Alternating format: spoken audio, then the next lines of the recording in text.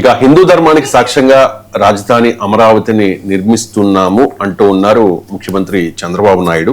అమరావతికి లక్ష్మీ కటాక్షం ఉంది, హిందూ ధర్మానికి సాక్ష్యంగా రాజధానిని నిర్మిస్తూ ఉన్నాము. ఈ స్థల మహత్యంతో అమరావతిని ఇక మీదట ఎవరూ కూడా కదిలించలేరు. సాంకేతికతతో పాటు ఆధ్యాత్మికతకు కూడా వేదికగా నవనగరం ఉండబోతోంది అంటూ మాట్లాడారు సార్. నిన్న జగన్నాథ రథయాత్రలో కూడా అమరావతి మాస్టర్ ప్లాన్ తో పట్టుకుని అది చేత్తో పట్టుకుని చంద్రబాబు నాయుడు పార్టిసిపేట్ చేశారు ఆ జగన్నాథ రథయాత్రలో. ముఖ్యంగా ఇక్కడ హిందూ ధర్మానికి సాక్ష్యంగా రాజధానిని నిర్మిస్తున్నాము అంటూ ఉన్నారు. చంద్రబాబు నాయుడు బయట ప్లే చేయండి.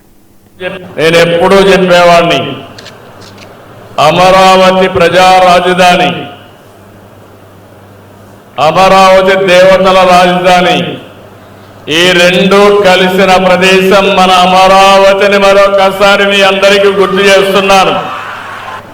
ఇలాంటి ప్రాంతాన్ని మనం రాజధానిగా పెట్టుకున్నాం. హిందూ ధర్మానికి ఈ ప్రాంతం ఇప్పటికీ ఒక సాక్ష్యంగా మిగిలింది. అమరావతి రాజధాని ప్రకటించిన సందర్భంలో మీరు చూస్తే దీనికి ఒక స్థల మహత్యం ఉంది. ఆ స్థల మహత్యాన్ని ఇంకా పెంచాం. దేశంలో ఉండే అన్ని దేవాలయాల్లో పవిత్ర మట్టిని, పవిత్ర జలాశయాల్ని అక్కడ పూజ చేసి ఇక్కడ తీసుకొచ్చి ఈ భూమిని పునీతం చేశాం. ఎవరు ఈ భూమిని టచ్ చేయలేరు. అమరావతి శాశ్వతం, ఎవ్వరు కూడా దీన్ని కదిలించలేరని చెప్పి కూడా నేను మీకు తెలియజేస్తున్నా. వెంకటేశ్వర స్వామి, ఇక్కడే కృష్ణా నది, పక్కనే ఒక పక్క కృష్ణమ్మ తల్లి, ఇంకో పక్క వెంకటేశ్వర స్వామి అమరావతిని శాశ్వతంగా ఎప్పటికప్పుడు దీవిస్తానే ఉంటారు. అంతేకాకుండా ఈ అమరావతి రోజు రోజుకి ప్రపంచ ఖ్యాతిని పెంచే నగరంగా తయారవుతుంది తెలుగు వారికి. సార్, గతంలో అంటే చంద్రబాబు నాయుడు తన రాజకీయ ప్రస్థానంలో ఎప్పుడు కూడా ఇంతలా మతం గురించి మాట్లాడలేదేమో బహుశా. అంటే ఎందుకు సార్ ఇప్పుడు మాట్లాడుతూ ఉన్నారు? గతంలో కూడా టీడీపీ ఎప్పుడు కూడా హిందూ మతాన్ని ఇంతలా ఓన్ చేసుకోలేదు.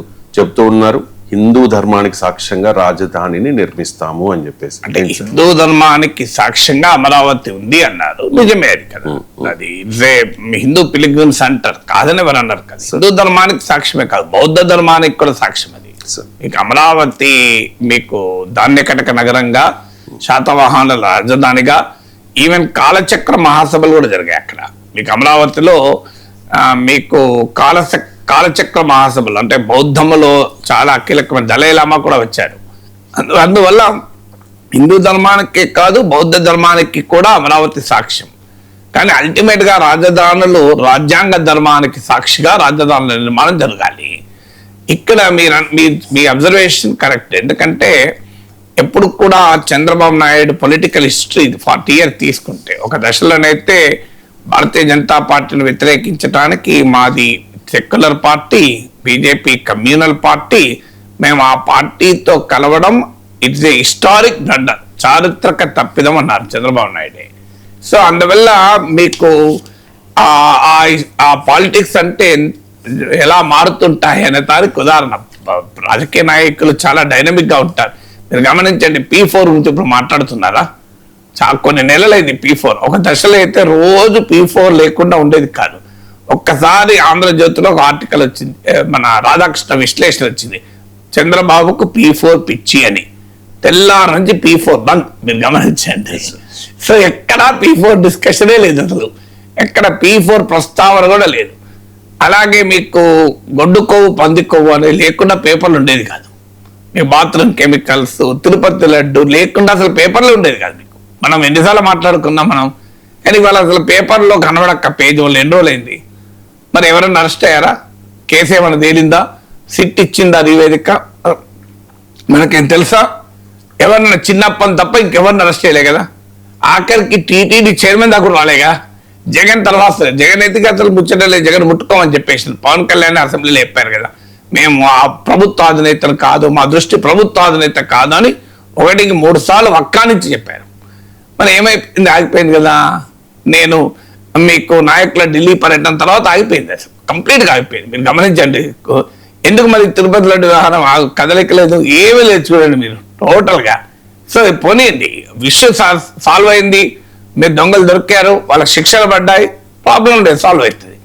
మరి ఎక్కడ దొంగలకు శిక్షలు వాళ్ళు శ్రీశైలం లడ్డు కూడా కల్తీ అయింది అన్నారు ఈ చంద్రబాబు, మనం బయట కూడా తెలిసాం. దాని మీద ఇంతవరకు ఎఫ్ఐఆర్ ఉందా, కేసు ఉందా అంటే ఏమీ లేదు. వాళ్ళు గమనించారు మీరు కంప్లీట్ క్లోజ్. నేను ఆ రోజు చెప్పాను మీకు ఇది క్లోజ్ అవుతుంది అని, కరెక్ట్గా 2020 ఎన్నికలకు ముందు మళ్ళీ ప్రత్యక్షం అవుతుంది, అప్పటిదాకా క్లోజ్ అయి ఉంటుంది. సో లేదా అవి అప్పటికి ఇది రాజకీయంగా ఉపయోగపడదు అనుకుంటే అప్పుడు కూడా క్లోజ్ అయిపోతుంది, దానికి కూడా ఉండదు. ఆ దశలో అయోధ్యకు కూడా కల్తీ లడ్డూలు పంపించారన్నారు, ఎన్ని జరిగినాయి అసలు. సో అందువల్ల మీకు రాజకీయ నాయకులు క్షణక్షణానికి అవసరాలకు అనుగుణంగా తమ మాటలు మారుస్తూ ఉంటారు. ఇది రాజకీయ నాయకుల యొక్క స్వభావం. సమస్య ఎక్కడ వస్తుందంటే మాలాగా మీరు మారాలి అని మనలాంటి వాళ్ళకి ఒత్తిడి చేస్తుంటారు, మారకపోతే మీ పైన అటాక్ చేస్తామంటారు. మీరు మార్చుకోండి, మీ పని మేము మారుతాం. ఎప్పుడైనా ఒకటే మాట్లాడతాం, 20 ఏళ్ళ కింద ఒకటే మాట్లాడతాం, 5 ఏళ్ళ కింద మాట్లాడతాం, 1 ఏడాది కింద ఒకటే మాట్లాడతాం. మాట మారదు మాకు. ఇప్పుడు ఒకప్పుడు చారిత్రక తప్పిదము మతోన్మాద పార్టీ బీజేపీ అన్నది, ఇప్పుడు బీజేపీ లాంగ్వేజ్ మాట్లాడుతున్నది. ఎందుకు? ఇప్పుడు దేశంలో బీజేపీ ఒక బలీయమైన శక్తి. ఇప్పుడు రాజకీయాలు మారాయి. అప్పుడు ప్రత్యర్థి రాజశేఖర్ రెడ్డి, ఇప్పుడు ప్రత్యర్థి జగన్మోహన్ రెడ్డి.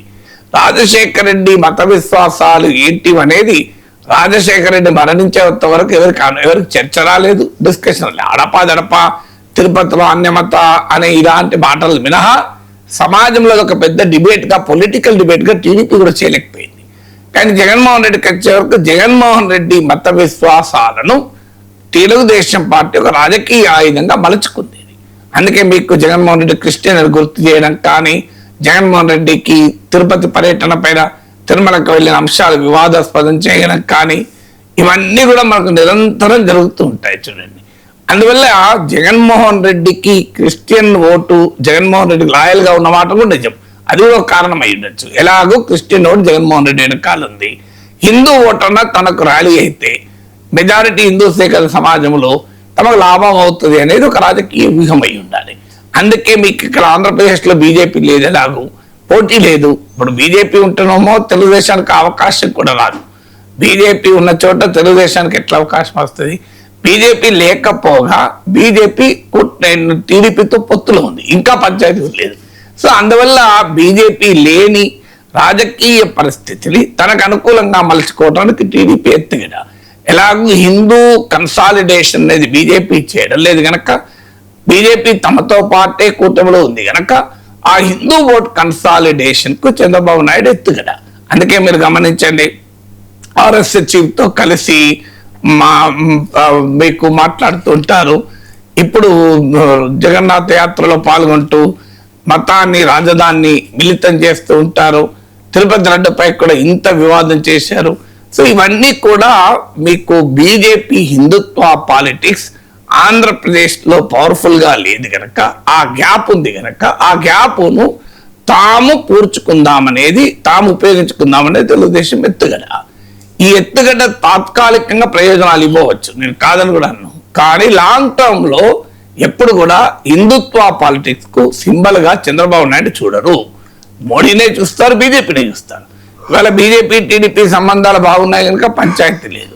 కానీ ఒక్కసారి మీరు బీజేపీ పాలిటిక్స్ కు ఆంధ్రప్రదేశ్ లో అక్సెప్టబిలిటీని చంద్రబాబే పెంచి, తెలుగుదేశమే పెంచిన తర్వాత ఆర్ఎస్ఎస్ పరివార పాలిటిక్స్ కు తర్వాత ఆ పాలిటిక్స్ టీడీపీకి ఉపయోగపడే ప్రసక్తే లేదు. మీకు ఒక్కసారి హిందుత్వ వాదన కరెక్ట్ అనే భావన ఆంధ్రప్రదేశ్ సమాజాన్ని ఆవహిస్తే అది భారతీయ జనతా పార్టీకి బెనిఫిట్ అవుతుంది తప్ప మీకు టీడీపీకి ఎందుకు బెనిఫిట్ అవుతుంది? సో అట్లా అల్టిమేట్గా బీజేపీ ఇప్పుడు ఉపయోగించుకోలేకపోవచ్చు.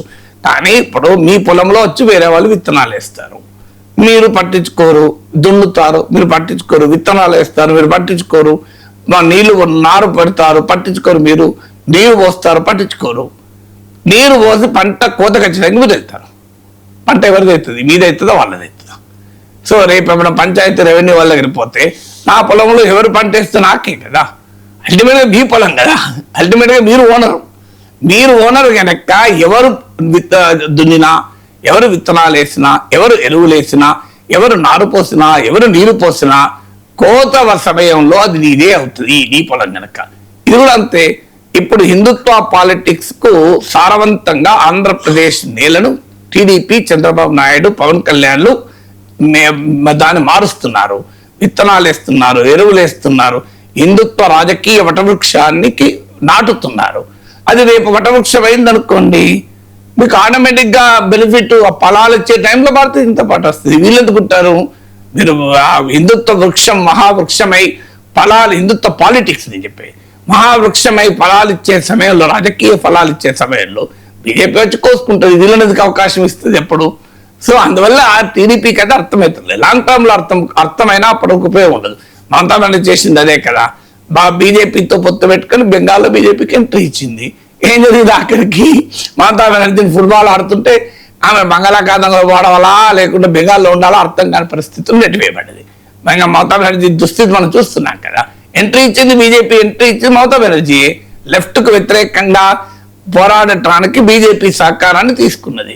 లెఫ్ట్ వెళ్ళిపోయింది, 10 ఏళ్ళు రూల్ చేసింది. 10 ఏళ్ళ తర్వాత ఇప్పుడు బీజేపీ అటాక్ చేస్తుంటే అసలు పార్టీ ఎగ్జిస్టెన్సే క్వశ్చన్ అవుతుంది. సో అందువల్ల రాజకీయాల్లో ఈ షార్ట్ టర్మ్ బెనిఫిట్స్ వేరు, లాంగ్ టర్మ్ బెనిఫిట్స్ వేరు. షార్ట్ టర్మ్ గా హిందుత్వ పాలిటిక్స్ కి ఎవరు కూడా ఇక్కడ బ్రాండ్ లేరు కనుక నేను తాను బ్రాండ్ అంబాసిడర్ కావాలని పవన్ కళ్యాణ్ ఆలోచించవచ్చు, చంద్రబాబు నాయుడు ఆలోచించవచ్చు. పవన్ కళ్యాణ్ డిఫరెంట్. పవన్ కళ్యాణ్ ప్రధాన పార్టీ కాదు, పవన్ కళ్యాణ్ అనేది మెయిన్ పార్టీ కాదు. మెయిన్ పార్టీ టీడీపీ ఉంది కనుక రేపు అనివార్యంగా చంద్రబాబు నాయుడు ఇప్పుడు చేస్తున్న పాలిటిక్స్ మీరు చూడండి. 10 ఏళ్లకు 15 ఏళ్లకు నేను ఈ మాట మమతా బెనర్జీ విషయంలో 15 ఏళ్ల కింద చెప్పాను. 2003, 2005 ఆ ప్రాంతంలో అనేక సార్లు చెప్పాను ఈ మాట. అప్పుడు టీవీ, యూట్యూబ్ లేవు, కావాలంటే ఉండేవేమో. టీవీలలో చెప్పాను, మీకు బీజేపీకి ఎంట్రీ ఇస్తోంది మమతా బెనర్జీ, వాజ్పేయి ప్రభుత్వంలో ఉంది, మీరు చూడండి. తర్వాత బీజేపీ మేకై కూర్చొని మమతా బెనర్జీకి అడ్రస్ కూడా వేస్తుంది. ఇప్పుడు లెఫ్ట్ ను ఓడించడానికి ఉపయోగించుకుంటోంది అని చెప్పారు. ఏం జరిగింది? అప్పుడు నమ్మలేదు ఎవరు. ఇప్పుడు అనుభవం తెలుస్తుంది కదా. ఇదే మళ్ళీ 10 ఏళ్ళకి మళ్ళీ రిపీట్ అవుతుంది Andhra Pradesh. It's matter of time. ఇప్పుడు బెంగాల్లో జరిగింది, మహారాష్ట్రలో జరిగింది, దేశమంతా జరిగింది, బీహార్లో జరిగింది. బీహార్లో జరగలేదు, జేడీ ఇప్పుడు ఎక్కడుంది? సో అందువల్ల ఆంధ్రప్రదేశ్ లో కూడా ఒక్కసారి ఐడియాలజికల్ వాతావరణాన్ని క్రియేట్ చేస్తే ఐడియాలజీ ముందు వెళ్తుంది, పాలిటిక్స్ తర్వాత వెళ్తుంది. మీరు నార్త్ ఈస్ట్ అంతా చూడండి, బీజేపీ మొదలు ఐడియాలజికల్ గా ఎక్స్పాండ్ అయింది. మీకు ఆర్ఎస్ఎస్ యాక్టివిటీస్ జంగల్ మహల్ ప్రాంతంలో దశాబ్దాల క్రితమే మొదలైంది, ఇప్పుడు కాదు. మీకు ఒక్క north east, Assam, Bengal, east మొత్తం బీజేపీ ఆర్ఎస్ఎస్ మొదలు ఎక్స్పాండ్ అయింది. ఆర్ఎస్ఎస్ ఎక్స్పాండ్ అయ్యాక బీజేపీ ఎక్స్పాండ్ అయింది. ఆంధ్రప్రదేశ్ లో కూడా హిందుత్వ పొలిటికల్ వాతావరణాన్ని టీడీపీ పెంచి పోషిస్తోంది. బీజేపీకి ఆ శక్తి లేదు. టీడీపీ, జనసేన, ముఖ్యంగా చంద్రబాబు, పవన్ కళ్యాణ్ పెంచి పోషిస్తున్నారు. ఇవాళ జగన్ ను ఎదుర్కోవటానికి వారికి ఉపయోగపడుతుంది అనుకుంటున్నారు. రేపు అది ఎంత ఉపయోగపడుతుందన్న తర్వాత లేదు, ఉపయోగపడుతుంది అనుకుంటున్నారు. తమిళనాడులో విజయ్ క్రిస్టియన్ అని తెలిసి కూడా ప్రజలు ఓట్లేశారు, అది వేరే విషయం. జగన్ క్రిస్టియన్ తెలిసి కూడా 2019లో ఓట్లేశారు. భారతదేశంలో అది ఇష్యూ అవుతుందా అనేది క్వశ్చన్. బట్ స్టిల్ అయినా తాత్కాలికంగా జగన్ ఎదుర్కోవడానికి ఉపయోగపడుతుంది. కానీ మీకు లాంగ్ టర్మ్ లో జగన్ బీజేపీ ఛాలెంజర్ గా మారిన రోజు ఉపయోగం ఏమవుతుందో అనేది తెలుస్తుంది.